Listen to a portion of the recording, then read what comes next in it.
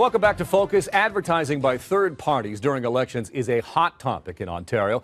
In particular, the Tories say ads by the union-funded Working Families Ontario helped to defeat Tim Hudak in 2011. Ads like this. As opposition leader, he voted against saving jobs during a recession and against personal tax cuts. Now, Tim Hudak wants to reduce our services, but he isn't telling us any of the details. Tim Hudak and the Ontario PCs, an agenda that hurts working families. Now, on the opposite side of the political spectrum, a new organization calling itself Working Canadians is now also competing for your attention with this radio ad. I know the damage too much union power is doing to Ontario. Higher taxes, higher deficits, higher unemployment. Jobs are leaving Ontario, and it's harder and harder for you to get ahead. You can fight back against union power in Ontario. Visit workingcanadians.ca to find out how. Now, joining us to talk about those ads, Patrick Dillon from Working Families and Catherine Swift from Working Canadians. Thank you for having your names of your organizations almost identical. It's extra confusing, but thank you for joining us. So maybe that's the point here. Some people would say that both of you, on behalf of your respective interests, are engaging in free speech, and that's all good. Other people would say what you're really doing is manipulating elections, with money from your respective interests, labor and business. How do you respond to that, Patrick? I think that the more free speech there is in our society, the best. As long as the organization you're speaking for is actually what it says it is, that you do actually represent. We are working families. We represent working families. Working Canadians, I think that's questionable whether they actually represent working Canadians. Them's fighting words, Catherine. What about? Well, clearly Mr. Dillon doesn't know anything about Working Canadians, or he'd say otherwise. We're very much, but by the way, we're not a partisan group, just to make that clear off the top. We are also a national group. So we are active in Ontario right now for a number of different reasons, not simply that we'll likely have an election this year, may have an election this year.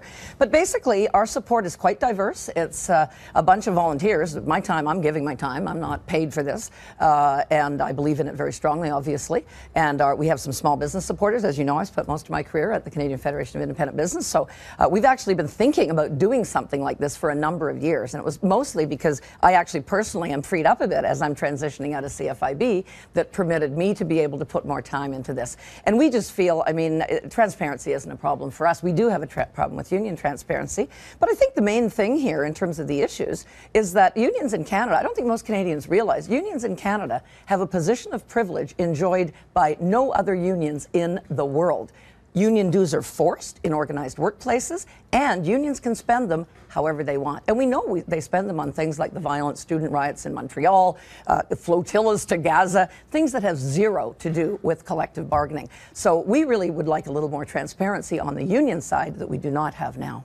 Ms. Swift claims that her organization is not partisan. I suspect that you might have a different opinion on that. Is your organization partisan?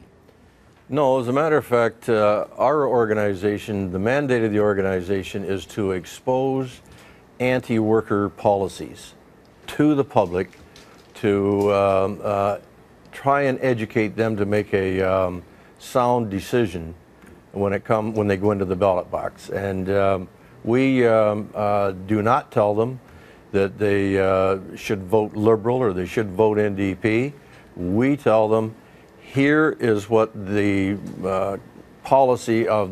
But you do tell them not to vote Conservative. No, not really. We just saw an ad there where you demonized Mr. Hudak. We showed what Mr. Hudak was promising, and we assume that I think Canadians are of pretty sound mind, especially Ontarians, that they will, looking at that ad, realize that the impact of Mr. Hudak's policy would tell them that they should vote otherwise. But we don't tell them directly not to vote Conservative. Will we see from both of you a list of your donors? I mean, the people who contribute to these campaigns, radio, TV, whatever, so that we can actually see which unions and which corporations and which people? And actually, you don't see a list of the true donors. You see a list of the unions that contribute, not the individuals, for the working families. There's a difference, Catherine, in how we operate. I don't know how your organization operates, we've been around but we about a month. are a democratically run organization. Unions are in themselves a democracy. Well, I would so we beg have to differ with that. where union members resolutions start on the floor of a union hall, and they go up, and then the elected officers take that to convention, and they pass resolutions, and then we have to be accountable through our Constitution and our bylaws, along with Elections Ontario. I'd rather doubt we're that totally unions, open and transparent. I rather doubt union members vote on flotillas to Gaza and riots in Montreal with students. I think union dues, we don't know how they're spent. Every other country around the world requires union dues to be proven to be spent on collective bargaining, and I have no problem with that. But it's all these other wacky causes and, of course, interfering with elections. Working Canadians will not be running an ad vilifying any leader. I can assure you, we'll be talking about policies, and you're not anti-worker. I'm sorry. Policies are not anti-worker. You're right, I'm not anti-worker. No, you're not. But you are so pro-union. I wish you could say that. And well, I'm not at all. I've helped workers in small businesses for 30 years. That if ABC Corporation gave you $1 million, you'd be so lucky, you'd be happy to have that happen. But if it did, you're going to disclose that and say they... Well, but you know what? Yes, exactly. And I mean, the rules in Ontario are also unique in the country. We know federally, any group like Working Families couldn't exist. They couldn't throw many millions of dollars. I mean, the teachers' unions alone in the 2011 election threw almost $6 million.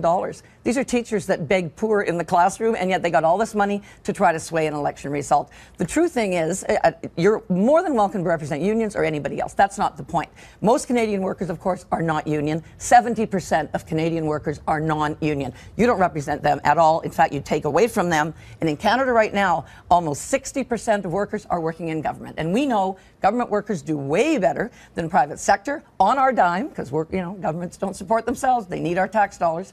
And what we see is privileges. The elite, we hear about income inequality. The elite are now government workers. The rest of us are paying. Quick response to Yeah, actually, that's one of the fundamental differences here. Part of your campaign is to make it more difficult for unions to organize themselves into unions. And in doing that, well, certainly it is. No, it isn't. Taking away We're just saying you should be transparent. No. I have no problem with What do you mean organizing transparent? unions. We are totally Tell us how much transparent. money is spent on the flotillas to Gaza.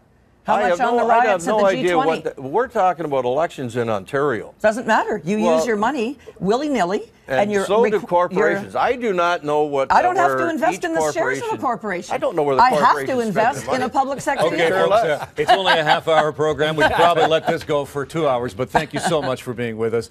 Patrick Dillon from Working Families and Catherine Swift from Working Canadians. Thank you so much for coming.